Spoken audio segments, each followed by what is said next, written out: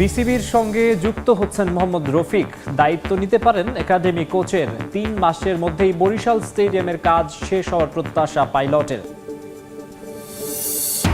Asia কাপের শিরোপা ধরে রাখার মিশনে ধাক্কা খেল বাংলাদেশ অনূর্ধ্ব-19 ক্রিকেট দল। সেমিফাইনালে পাকিস্তানের কাছে হেরে বিদায় যুবাদের।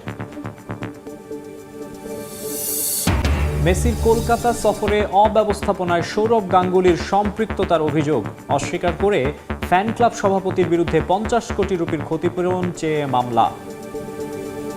দেশে ফেরা নিয়ে এখনও অনিশ্চয়তায় লাতিন বাংলা সুপার কাপ খেলতে আসা আর্জেন্টাইন ফুটবলাররা। বকেয়া পরিশোধ না করায় টিকিট বাতিলের হুমকি ট্রাভেল এজেন্সির। চূড়ান্ত হলো ফিনালিসিমার সূচি ও ভেন্যু। আগামী বছরের 27 মার্চ কাতারের লুজেইল স্টেডিয়ামে মুখোমুখি হবে বিশ্ব চ্যাম্পিয়ন আর্জেন্টিনা ও ইউরো সেরা স্পেন। অবশেষে বিসিবির সঙ্গে যুক্ত হচ্ছেন সাবেক ক্রিকেটার মোহাম্মদ রফিক। দায়িত্ব নিতে পারেন বিসিবির একাডেমি কোচ হিসেবে। এছাড়া জেলায় জেলায় কোচ এবং ক্রিকেটারদের প্রশিক্ষণের কাজেও নিয়োজিত করা হবে সাবেক এই ক্রিকেটারকে। টি-20 বিশ্বকাপের পরই আনুষ্ঠানিকভাবে তাকে দায়িত্ব বুঝিয়ে দেওয়া হবে বলে জানিয়েছেন রফিক নিজেই।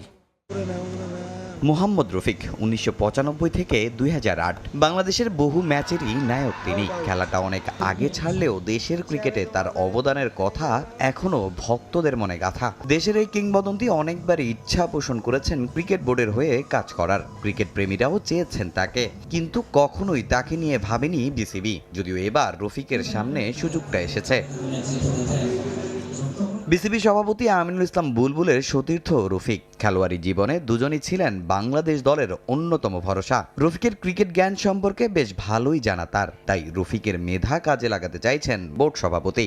স্থায়ীভাবে দায়িত্ব দেয়া হচ্ছে রফিককে। দেশের ক্রিকেটের প্রতি অনেক ভালোবাসা রফিকের, তাই তো ঢাকার কেরানীগঞ্জে নিজের কোটি টাকার সম্পত্তি বিনামূল্যে দিয়ে দিতে চান বিসিবিকে। বিনিময়ে দাবি একটা, সেখানে তাকে যেন সুযোগ দেয়া হয় একটা একাডেমি করার। 30 একর উপরে জায়গা আছে। যদি এটা বিসিবি দেখে বা ওখানে যারা হিন্দু সম্পত্তি, আমি ওদের সাথে আলাপ করছি, ওরা বলছে বাবা তুমি বলছো আমরা স্টেডিয়ামের জন্য দান করে দিব। আমার নিজস্ব আছে প্রায় 200 মতন আছে। 96-তে আমি চাচ্ছিলাম যে একাডেমি করার জন্য, এবং ইনশাল্লাহ বিসিবি বলছে যে এটা আমার ইনডোর বানাই দিবে। আমি এমনি করে দেবো। আমার জাস্ট আমার ওই একাডেমিটা ফুল বানিয়ে দেব। আমার আর কিছু লাগবে না। বুলবুল বলছে দেখবে। বিপিএলও লম্বা সময় কাজ করার অভিজ্ঞতা আছে মোহাম্মদ রফিকের। এবারও থাকছেন রংপুর রাইডার্সের বোলিং কোচের দায়িত্বে। আগামী 3 মাসের মধ্যেই শেষ হবে বরিশাল স্টেডিয়ামের কাজ। এবারের বিপিএল আয়োজন করতে না পারলেও 2026 সালে সেখানে অনূর্ধ্ব-19 এবং এ দলের খেলা চালানোর পরিকল্পনা রয়েছে বিসিবির।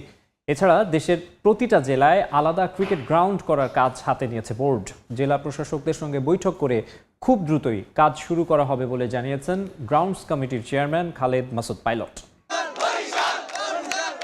দেশের অন্যতম সেরা ক্রিকেট ফ্যানবেজ বরিশালেই। পরপর দুবার ফরচুন বরিশাল চ্যাম্পিয়ন হওয়ার পর সেখানে তামিমদের ট্রফি সেলিব্রেশনে যার প্রমাণ পেয়েছে গোটা দেশ। কিন্তু এবার সেই বরিশালের দলই নেই বিপিএলে। 12তম আসর আয়োজনের কথা থাকলেও মাঠের কারণে সেটাও শেষ পর্যন্ত সম্ভব হয়নি। তবে এই একটা মাঠের অভাবেই ধীরে ধীরে ধ্বংসের পথে এই বিভাগের ক্রিকেট।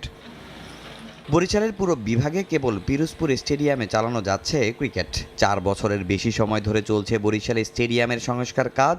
দফায় দফায় মাঠ হস্তান্তরের মেয়াদ বাড়ানোর পর অবশেষে আলোর মুখ দেখতে যাচ্ছে স্টেডিয়ামটি। 2026 সালে মাঠটি পেতে পারে আন্তর্জাতিক মর্যাদা। অলমোস্ট 60 থেকে 70% মোটামুটি ডান হয়েছে।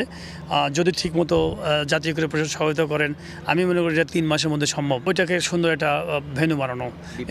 বিপিএল বা অনেক রকম ইন্টারন্যাশনাল ম্যাচ আছে। বরিশালে যদি স্টেডিয়ামে যদি এটা খেলা হয়, বড় খেলা, আপনি দেখবেন যে বরিশালের ডানে বামে বিভিন্ন পটুয়াখালী বিভিন্ন জায়গা থেকে বিভিন্ন ইয়াং জেনারেশন সবাই কিন্তু এসে খেলা দেখবে। তখনই কিন্তু দেখবেন যে ক্রিকেট যেমন প্রমোট করবে, সাথে ওই কালচারটা ডেভেলপ করবে। অনূর্ধ্ব-19 এশিয়া কাপ থেকে বিদায় নিল বাংলাদেশ।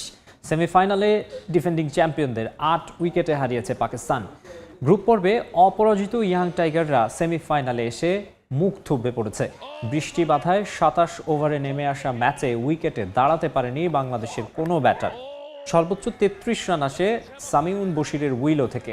অধিনায়ক আজিজুল হাকিম তামিমের ব্যাট থেকে আসে 20 রান। শেষ পর্যন্ত পাকিস্তানের নিয়ন্ত্রিত বোলিংয়ে 121 রানে থামে বাংলাদেশের ইনিংস।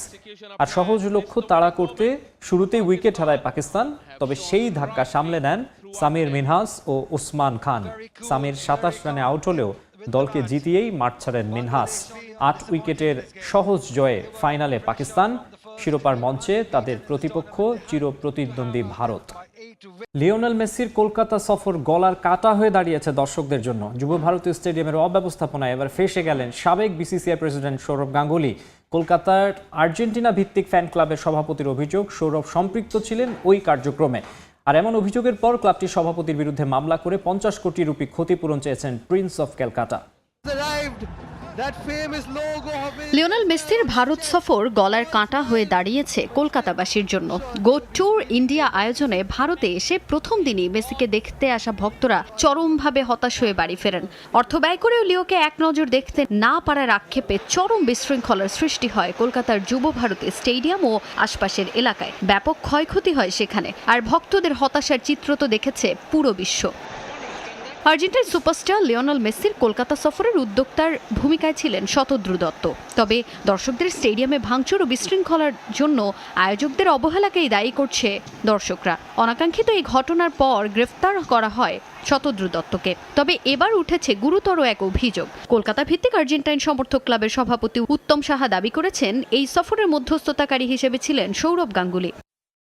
প্রিন্স অফ ক্যালকাটার বিরুদ্ধে এমন অভিযোগ তোলায় বেজায় চটেছেন সৌরভ। এই ঘটনায় সাবেক অধিনায়কের মানহানি হয়েছে এমন দাবি করে কলকাতা ভিত্তিক আর্জেন্টাইন সমর্থক ক্লাবের সভাপতি উত্তম সাহার বিরুদ্ধে 50 কোটি রুপি ক্ষতিপূরণ দাবি করেছেন তিনি। সংবাদ সংস্থা পিটিআইকে দেয়া সাক্ষাৎকারে সৌরভ নিজেই নিশ্চিত করেন উত্তম সাহাকে আইনি নোটিশ পাঠানোর বিষয়টিও। মামলায় উল্লেখ করা হয়, ভিত্তিহীন এই অভিযোগে সৌরভ গাঙ্গুলির মানহানি হয়েছে, যা তার অর্জিত সম্মান নষ্ট করে। ভিত্তিহীন এই অভিযোগের বিরুদ্ধে আমি ইতোমধ্যেই পুলিশের কাছে অভিযোগ দায়ের করেছি। পাশাপাশি আমি ফুটবল ফ্যান ক্লাবটিকে 50 কোটি রুপি ক্ষতিপূরণ চেয়ে আইনি নোটিশও পাঠিয়েছি। কারণ তারা যা মনে আসছে তাই বলে যাচ্ছে। তাদের এ ধরনের ভিত্তিহীন অভিযোগ আমার অর্জিত সম্মানকে নষ্ট করে। ওই ব্যক্তির মন্তব্য আমার আত্মসম্মান ও মানসিক শান্তির বিঘ্ন ঘটিয়েছে। অবশেষে চূড়ান্ত হয়েছে আগামী বছর অনুষ্ঠিত হতে যাওয়া ফিনালিসিমার সূচি ও ভেন্যু। 27 মার্চ কাতারের লুসাইল স্টেডিয়ামে ফিনালিসিমায় মুখোমুখি হবে বিশ্ব চ্যাম্পিয়ন আর্জেন্টিনা এবং ইউরো চ্যাম্পিয়ন স্পেন। কাতারের লুসাইল স্টেডিয়াম মরুর বুকে ঝড় তুলে এ ভেন্যুতেই আর্জেন্টিনার 36 বছরের শিরোপার আক্ষেপ ঘুচিয়েছিলেন লিওনেল মেসি। সে ভেন্যুতেই আরও একবার নামছেন ফুটবল জাদুকর। আগামী বছর ব্যাক টু ব্যাক বিশ্বকাপ ফুটবলের শিরোপা জয়ের অভিযানে নামার আগে ফিনালিসিমার দ্বিতীয় শিরোপার মিশনে লড়বে আলবিসেলেস্তে। প্রতিপক্ষ 2024 সালের ইউরো চ্যাম্পিয়ন স্পেন।